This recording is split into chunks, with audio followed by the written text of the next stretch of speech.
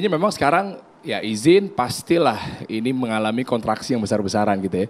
Betul tadi Ibu katakan pedagang Tanah Abang daya beli menurun apa segala Iya. macamnya itu memang Khawatirnya kontraksi. luar besar ya. Ya, nah cuma tadi mungkin izin saya jawab tadi kan Ibu di pedagang Tanah Abang sempat reaktif dengan berkata bahwa nah ini peraturannya apa barang-barang mewahnya nggak jelas yang mana. Sebenarnya udah ada Bu dari peraturan Menteri Keuangan di nomor 141 PMK 010 2021 itu jelas. Ada kok Bu, gitu. Kalau misalnya mau dibaca itu ada di pasal 2 ayat 1 ada. Pasal yang sama ayat 3 ada. Bab 5 pasal 2 ayat A ada.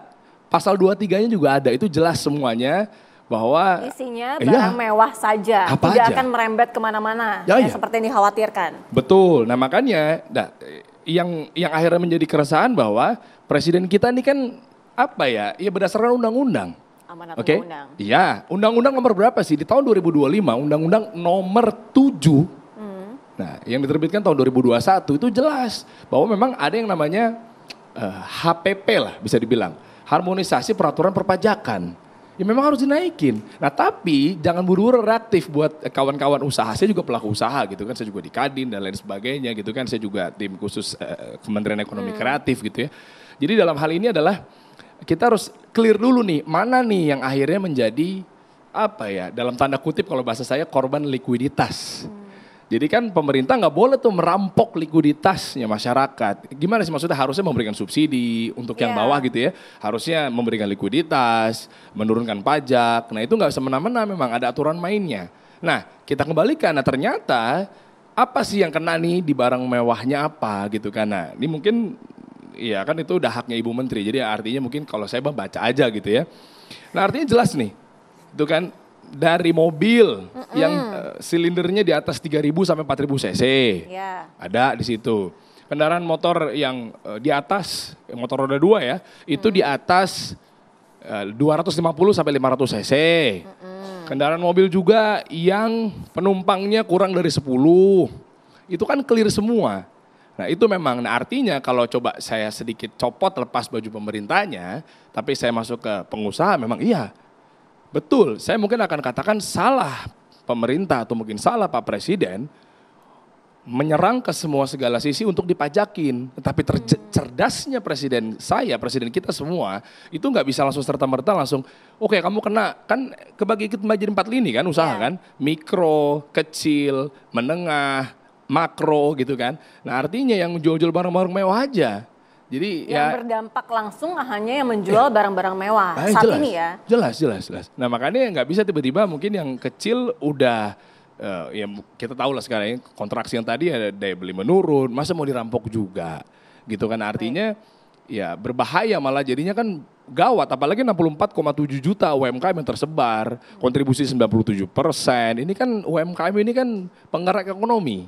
Jadi ya mungkin dalam tanda kutip ya nggak sebodoh itu juga presiden kita gitu. Ya nggak mungkin lah langsung main asal-asalan seperti itu. Nah makanya saya juga kena dampaknya. Oke saya pengusaha nih, sebentar santai kita cek dulu nih. Oh mungkin saya di menengah gitu. Oh mungkin ini, oh ya alhamdulillah. Nah gitu sih mungkin. Jadi artinya jangan dulu buru-buru reaktif. Saya mengajak buat teman-teman pengusaha gitu kan. Dalam arti yang mungkin langsung negatif ini salah. Walaupun begini Mas Dery, kita tahu ada potret masyarakat yang ternyata mereka punya khawatiran yang luar biasa besar. Khawatir kalau akan terjadi pelebaran dari PPN 12% ini, tidak hanya di barang mewah gitu. Kita nanti juga akan dengarkan testimoni ya dari salah satu yang terkena dampaknya. Tapi kita langsung lanjut juga ke anggota DPR yang juga bagaimana ini setelah dari kita masih tergabung bersama dengan Ketua Komisi 7 DPR ya Pak Saleh. Pak Saleh, begini kalau misalnya kita berbicara mengenai dengan apa yang terjadi pada saat ini, Pak Saleh sudah ada aktivitas selanjutnya. Kita hadirkan ada Mas Fatih, anggota Komisi 11 DPR. Mas Fatih begini, kalau misalnya kita berbicara mengenai investasi, kemudian apa yang dirasa saat ini, perusahaan-perusahaan ini kan juga penuh kekhawatiran dong bagaimana mereka bisa berinvestasi, kalau PPN saja ini naik 12% begitu.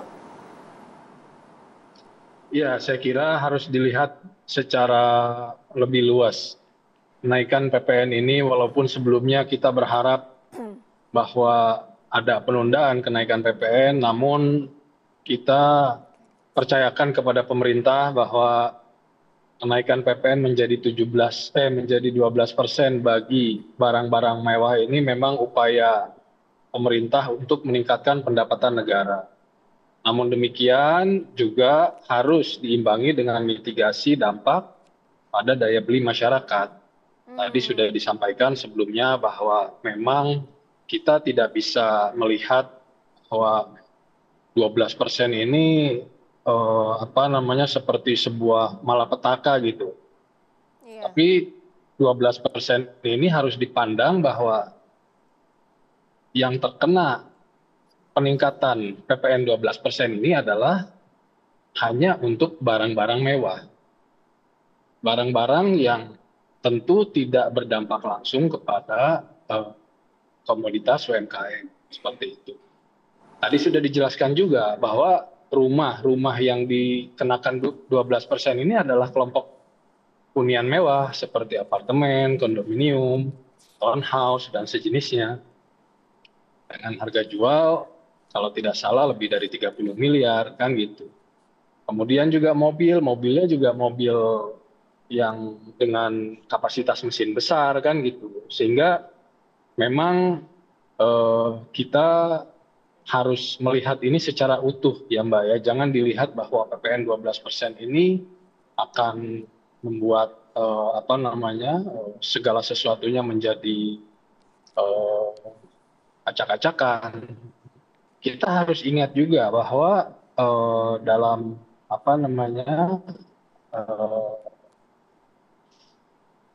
kemarin ini disampaikan ada peningkatan upah minimum, ada kenaikan 6,5%.